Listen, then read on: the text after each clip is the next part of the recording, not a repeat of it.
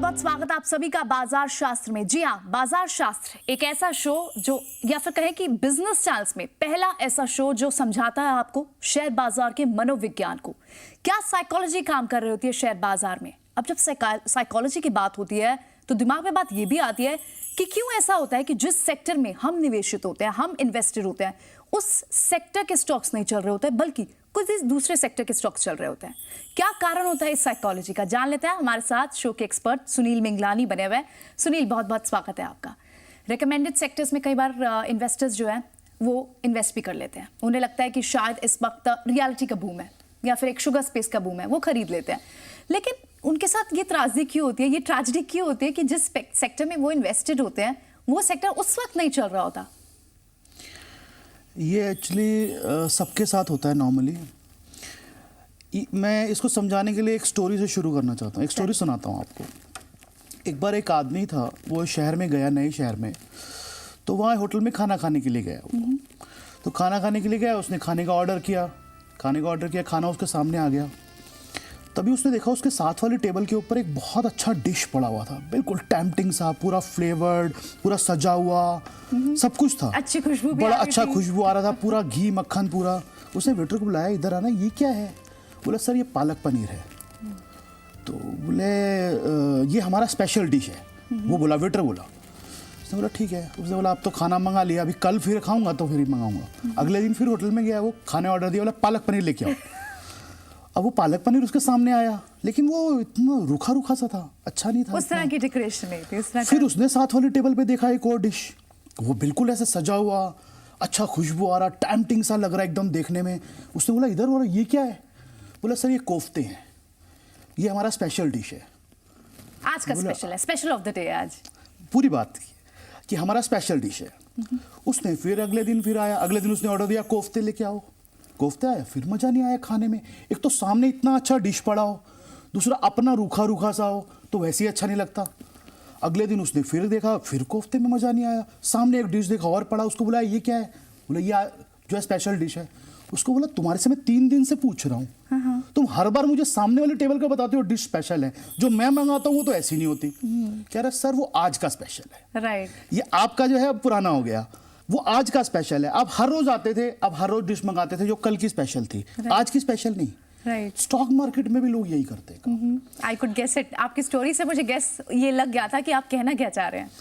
Stock market में लोग यही करते हैं, वो कल की जो पुरानी डिश है उसको ऑर्डर करते हैं, मार्केट अपनी डिश बदल देती है। राइट, मार्केट की रोज की डिश अलग है, यहाँ पे हर रोज का स्पेशल कोई चीज होगा, वो आपके सामने पड़ा होगा, आप उसे खा नहीं पाएंगे, टेम्प्ट करेगा, क्योंकि आपके सामने दूसरा खाना है जो ठीक नहीं है, जो कि कल का स्पेशल था। देखिए होता क्या है, .com बबल हुआ, सारे स्टॉक चल रहे थे ऊपर, इन्फोसिस, TCS, जो भी IT के स्टॉक थे, जितने भी टेक्नोलॉजी हो या फिर सॉफ्टवेयर, मार्केट नीचे गिरा, सारा टेक्नोलॉजी नीचे गिरा।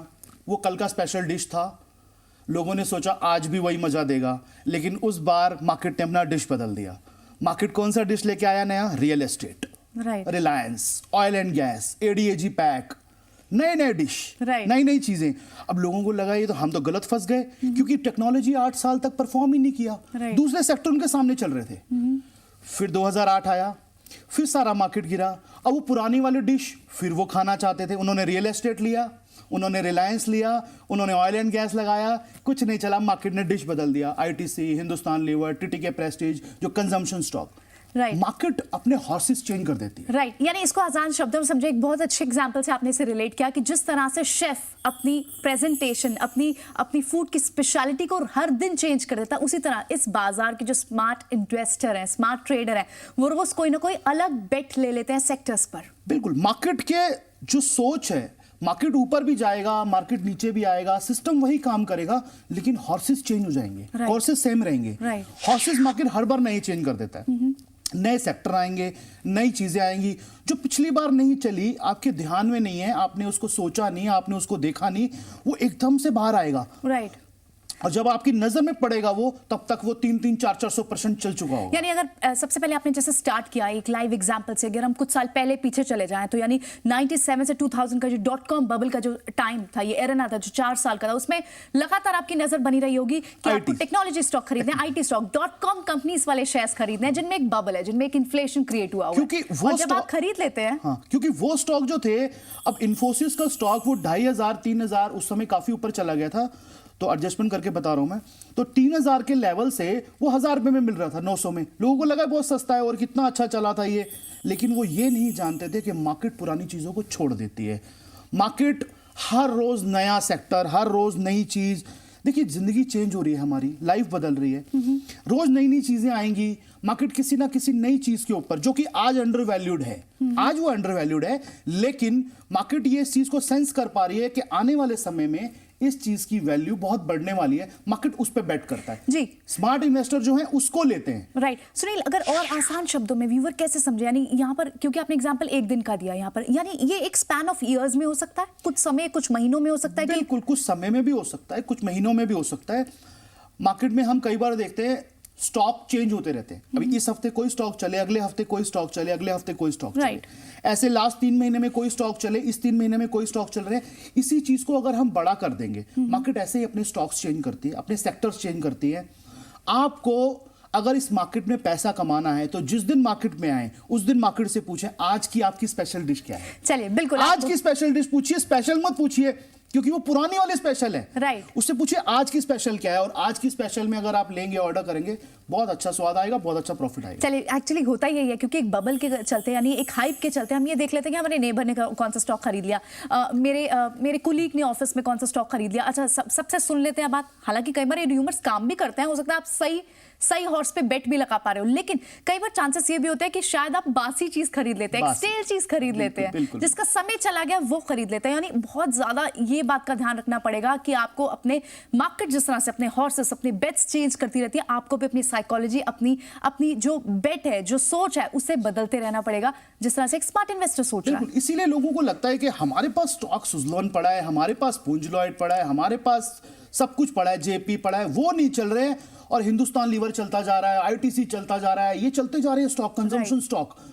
इनको नहीं पता मार्केट इस बार कंजम्पशन को स्पेशल थीम बनाया हुआ है। राइट। जैसे कि आईटीसी का ही आपने नाम ले लिया, तो आईटीसी लोगों को देखने में भी नहीं आया, पता भी नहीं चला कि इतना बड़ा परफॉर्म करता चला गया, आउट परफॉर्म किया उसने सेंसेक्स को। बिल्कुल, और अच्छा खासा लार्ज कैप स्टॉक है, एफ&ओ में है, हैवी वेट स्टॉक है। 100 रुपए का स्टॉक 300 रुपए हो गया आज वो जी, क्योंकि मार्केट उस चीज को स्पेशल बना रही थी। अब अगली बार मार्केट में कभी भी फॉल आएगा, बड़ा फॉल आएगा, फिर मार्केट हॉर्सेस चेंज करेगी, उस समय आप आईटीसी के पीछे मत पड़िए जी। यही सीख है एक्चुअली। आप उस दिन देखिए कि मार्केट अब कौन से सेक्टर के ऊपर बेट कर रही है। राइट। स्मार्ट आदमी कौन से सेक्टर के अंदर काम कर रहे हैं, कहां पे प्राइस का मूवमेंट शार्प है, कहां पे प्राइस तेजी से ऊपर जा रहा है, वो सेक्टर है एक्चुअली हीरो बनने वाला। राइट। बहुत ओवरबॉट हो जाते हैं सेक्टर्स, जो बहुत ज्यादा खरीद लिए जाते हैं, बहुत एक्सपेंसिव हो जाते हैं, उनको सोच समझ कर आपको लेना होगा कि क्या ये सही वक्त है, अब भी इसमें बाइंग बनती है या नहीं बनती है। उम्मीद है आपको ये कॉन्सेप्ट जरूर समझ आएगा। और फिलहाल वक्त एक छोटे से ब्रेक का, वापस हाजिर होंगे और इसी बात से सुनील ने जो अभी बात छेड़ दी कि क्यों ओवरबॉट स्टॉक्स को हम खरीद लेते हैं, यानी महंगे स्टॉक्स को एक टाइम पे तो खरीद लेते हैं, लेकिन जब सस्ते हो गए होते हैं तब खरीद नहीं पाते, इसको भी समझेंगे। लेकिन एक छोटे से ब्रेक के बाद जाते आते, लेकिन एक बार फिर आपको याद दिला दें कि bazaarshas@zenetwork.com हमारा ईमेल एड्रेस है। अगर आप हमसे जुड़ना चाहते हैं, किसी कॉन्सेप्ट को समझना चाहते हैं या फिर कुछ सुझाव हम तक भेजना चाहते हैं, जल्द वापस हाजिर।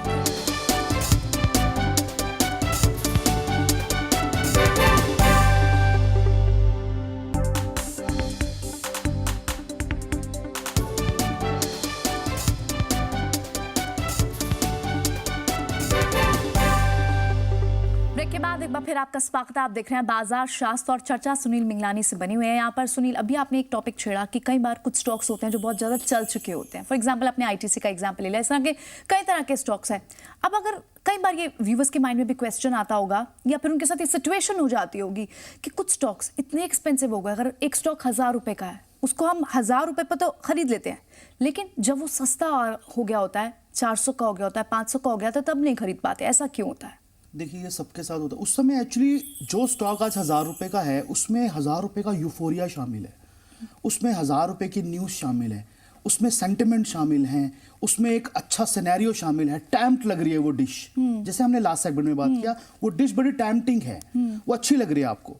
लेकिन जिस दिन उसके अंदर वो फॉल आएगा किसी भी वजह से, ऐसा नहीं उसका साइकिल घुमाओ, कोई करेक्शन आएगा उसमें, बड़ा करेक्शन, उस स्टॉक को हम ले नहीं पाते हैं। उसका रीजन क्या होता है? जो लो रेट है, प्राइस है, वो एक्चुअली बैड न्यूज के साथ आते हैं। राइट। मार्केट कभी भी आपको ऑब्लाइज नहीं करेगी 1000 रुपए का स्टॉक 400 रुपए में क्यों देगी वो आपको, जब तक खराब न्यूज नहीं होगा उसके सामने। मैं एक आपको यहाँ पे रियल इंसिडेंट सुनाता हूँ, मेरे साथ हुआ ये जी। 2008 में मैं किसी पार्टी में गया हुआ था, वहां पर एक आदमी मुझे मिले, एक सज्जन। उन्होंने मुझे कहा कि सर रिलायंस के बारे में आपका क्या ख्याल है। तो उस समय मार्केट का साइकिल घूम चुका था। तो मैंने उनको बोला मार्केट भी रिवर्स कर चुका है अभी, तो हो सकता है 1.5 साल अभी हम नीचे रहें, 2 साल, और रिलायंस भी रिवर्स कर चुका है, आप निकल जाइए एक बार। जैसे उन्होंने मुझसे पूछा, मैंने बता दिया। वो गुस्सा हो गए, बोले सर क्या बात कर रहे हो आप, इतना अच्छा स्टॉक, इतनी अच्छी कंपनी, मेरे पास तो बहुत स्टॉक पड़ा है। मैंने कहा फिर ठीक है, आप नहीं मान रहे तो रहने दीजिए। कह रहा स्टॉक आपको कहां तक लग रहा है, कहां तक जा सकता है? मैंने बोला आप छोड़िए इस बात को, कहां तक जा सकता है, आपको अगर निकलना है तो निकल जाइए, मैं आपको बोल रहा हूं निकल जाइए, नीचे आएगा दोबारा ले लेना। कह रहा सर ऐसा है, कोई कुछ भी बोलता रहे, हमने बहुत देखे हैं टेक्निकल, 2000 रुपए से नीचे ये स्टॉक नहीं जाएगा। उस समय उसका रेट 2300-2400 चला करता था। कह रहा 2000 से नीचे ये स्टॉक नहीं जाएगा, आपको कहां तक लगता है? मैंने कहा मैं रेट नहीं बता रहा हूं, आप जो मर्जी बोलिए। कह रहा है ऐसा है, अगर बाई चांस 2000 आ गया ना, मेरे पास में एक प्रॉपर्टी पड़ा है, मैं प्रॉपर्टी बेच के लूंगा वो स्टॉक। मेरे पास प्रॉपर्टी पड़ा है, मैं प्रॉपर्टी बेच के वो स्टॉक ले लूंगा, मैं इतना अच्छा है, कभी नहीं गिर सकता, ये जो भी उन्होंने बातें बोली। जी जी। 6 महीने बीत गए। 6 महीने बाद मैं अपना काम कर रहा था, मेरे सामने स्टॉक का रेट आ रहा था 1225 रुपए। जी। मैंने उनको फोन किया, मैंने कहा सर आप 2000 रुपए में अपनी प्रॉपर्टी कोई थी आपके पास, आप वो बेच के लेना चाह रहे थे, 1200 रुपए का आ रहा है रिलायंस, आप ले लीजिए। कह रहा सर क्या बात कर रहे हैं आप, ये कोई लेने वाले रेट है? मैंने तो अभी दो लॉट जो है शॉर्ट किए हैं यहाँ पे। जी। कह रहा अब कोई लेने वाली कंडीशन नहीं है, अब तो ये गिरेगा और ये तो 600 रुपए आएगा।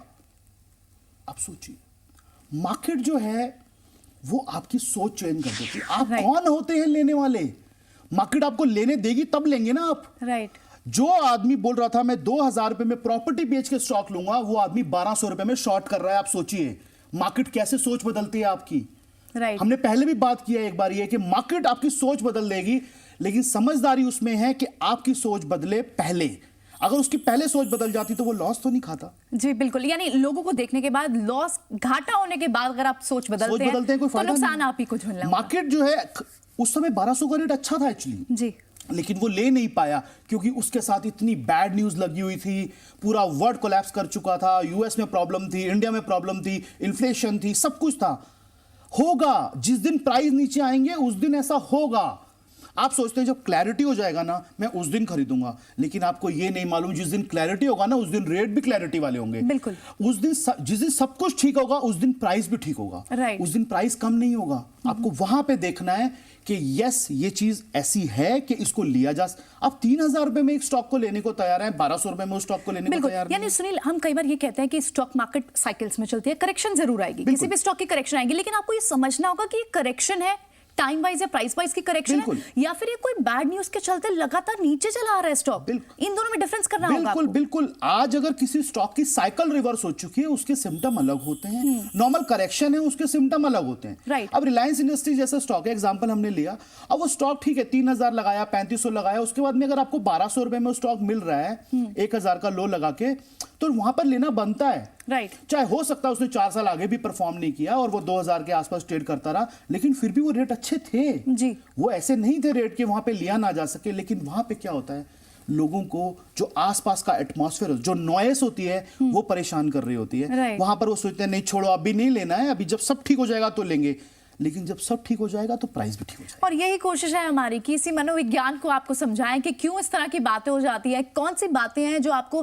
कौन सी अनदेखी अनछुपी बातें हैं जिनको आपने ध्यान देना है। यही कोशिश लगातार होती है और इसी कोशिश में, इसी कड़ी में एक और सेगमेंट भी है, एक नई कोशिश भी है हमारी कि आपको कुछ रूल्स भी समझाएं इस रोड के, इस स्टॉक मार्केट के रोड के। इसी continuation to that series only, एक बहुत फेमस कोट है, कहा जाता है कि never let a profit turn into a loss. इसका मतलब ये है कि बहुत सारे लोग ऐसा है, देखिए हम अगर कोई भी स्टॉक लेते हैं हम एक स्टॉप लॉस लगाते हैं। वो स्टॉप लॉस हमारा अगर हिट हो जाता है तो हम निकल जाते हैं। यानी कि अगर मैंने बाई चांस स्टॉक लिया और मेरे लेते ही वो स्टॉक नीचे आना शुरू हो गया तो ठीक है, वो स्टॉप लॉस है मेरे पास, मैं उसको देख लूंगा। लेकिन इस कोट का मतलब ये है, आपने स्टॉक लिया कोई और वो स्टॉक ऊपर चलना शुरू हो गया जी, आप जैसे आपने लिया था सोच के ऊपर जाएगा, ऊपर जाना शुरू हो गया, ऊपर गया वो, लेकिन वो उतना ऊपर नहीं गया जितना आपने सोचा था, और वो टर्न कर गया आधे रास्ते से जी, और वापस आके आपके रेट को काट रहा है नीचे की तरफ। और आप फिर भी वेट कर रहे हैं। आप फिर भी वेट कर रहे हैं। लोगों के साथ प्रॉब्लम ये है, 300 रुपए का स्टॉक लिया सोच के 350 हो जाएगा, स्टॉक 320 तक गया, वापस आ गया 320 से और 300 रुपए के नीचे आ गया। इस कोड का मतलब ये है कि आपका जो प्रॉफिट है उसको कभी भी लॉस में टर्न मत होने दीजिए, ब्रेक इवन पे निकल जाइए। आपने 300 रुपए का लिया, आप 300 पे बाहर निकल जाइए। ये आप उस स्टॉक में लॉस नहीं खा सकते जिस स्टॉक में पहले प्रॉफिट आ रहा था। ये गलती नहीं है, ये क्राइम है एक्चुअली। आपने प्रॉफिट वाले सौदे को लॉस में आने दिया।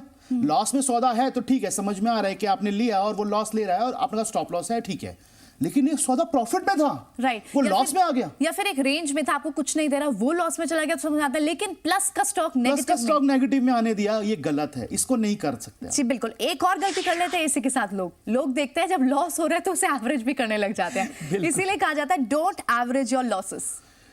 बिल्कुल, ये बात मार्केट के अंदर एक्चुअली बोली बहुत बार जाती है, किताबों में भी लिखी हुई है, लेकिन लोग समझते नहीं है।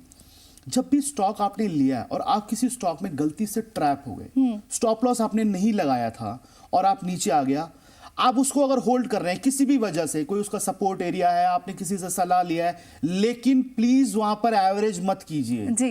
एवरेजिंग का सिस्टम, एवरेजिंग का रूल बिल्कुल डिफरेंट होता है। राइट। आपको अब एक्चुअली प्रियंका जी होता पता है क्या है? साइकिल नहीं पहचान रहे लोग ऊपर की साइड में एवरेज नहीं करते। राइट। करनी आपको ऊपर, अगर आपने 100 रुपए का एक स्टॉक लिया, स्टॉक 105 का होता है, आप वहां एवरेज कीजिए। एवरेज का मतलब ऐड ऑन कीजिए। एग्जैक्टली। 105 की जगह 110 का हुआ, ऐड ऑन कीजिए। आप अपने विनिंग हॉर्स के ऊपर अपनी बेट बढ़ा रहे हैं, आपका प्रॉफिट वैसे बढ़ेगा।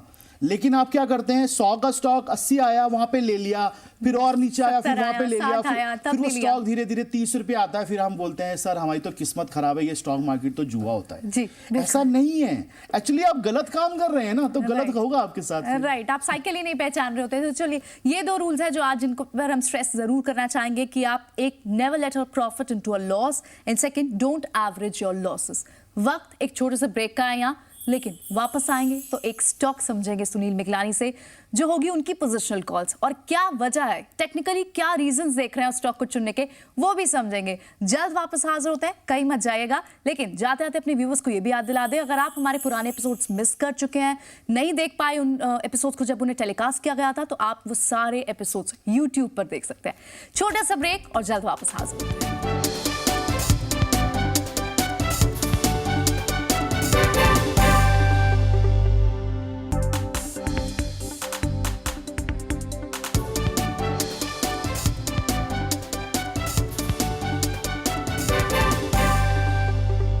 ब्रेक के बाद एक बार फिर आपका स्वागत है और अब बारी है उस सेगमेंट की जिसका बेसब्री से हमारे व्यूअर्स को इंतजार रहता है। जी हाँ, एक ऐसी स्टॉक पिक जो सुनील मिगलानी टेक्निकल बेसिस पर लेकर आए हैं आपके लिए। सुनील, आज कौन सा स्टॉक होगा? आज का स्टॉक है टाटा ग्लोबल ब्रेवरेजेस। पहले टाटा टी हुआ करता था ये जी। इस स्टॉक को चार्ट पे समझे हम? बिल्कुल समझेंगे चार्ट पे। देखिए, इसको देने का कारण ये है, ये आप जैसे देख पा रहे हैं, ये पूरा इसमें राइज आया था काफी अच्छा और अपना हायर टॉप हायर बॉटम की फॉर्मेशन में चल रहा है ये, और यहाँ से करेक्शन इसका अभी हुआ है जी। ये करेक्शन जैसे आप देख रहे हैं, ये जो लाइन लगा हुआ है ब्लू कलर का, ये 200 डे का मूविंग एवरेज है और बिल्कुल 200 डे के मूविंग एवरेज पे ही अभी ये है। 140 रुपए के आसपास का रेट है इसका जी, वहीं पर ये काम कर रहा है अभी। राइट। और पहले भी अगर आप देखेंगे तो इसने 200 दिन की एवरेज पे सपोर्ट लिया है, उसी एरिया के आसपास 1-2 रुपए ऊपर नीचे वहां सपोर्ट लिया है इसने, और अभी ये वहीं पर ही है। अब हम इसका वीकली चार्ट देखते हैं।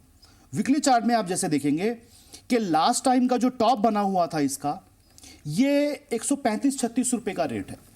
ये टॉप, अगर वो स्टॉक एक्चुअली अप ट्रेंड में है तो उसको इस टॉप के नीचे नहीं आना चाहिए। जैसे हम पहले बात कर चुके हैं कि जो रेजिस्टेंस होता है वो सपोर्ट का काम करता है, बिल्कुल। उसके नीचे नहीं आना चाहिए राइट। वहीं पर ही आसपास 200 दिन का एवरेज आ रहा है। ये सबसे बेस्ट ट्रेड है हमारे हिसाब से। अगर इसको यहां लिया जाता है तो रिस्क रिवॉर्ड रेशियो बहुत ही फेवरेबल है। राइट। 140 रुपए का रेट है इसका, 135-36 के आसपास कहीं पे भी मिलता है, या यहां पे भी मिले तो भी ले सकते हैं। 124 रुपए के आसपास का एक स्टॉप लॉस रखना चाहिए, 122 से 124 के बीच में। 122 से 124 के बीच में स्टॉप लॉस रखना चाहिए इसमें, और 3 से 6 महीने का वक्त देना चाहिए। मेरे हिसाब से ये स्टॉक जो है अपना जो इसका हाई क्रिएट हुआ था 180 रुपए का, एक बार उसके ऊपर जाएगा और 200 रुपए के आसपास के रेट 3 से 6 महीने में इसमें देखे जा सकते हैं। चलिए बिल्कुल, तो यहाँ पर अपने व्यूवर्स को एक बार फिर बता दें कि क्योंकि आप इस शो को कुछ दिन पहले हम इससे रिकॉर्ड कर लेते हैं, इसलिए इसकी करंट प्राइस का जरूर नजर में रखेगा।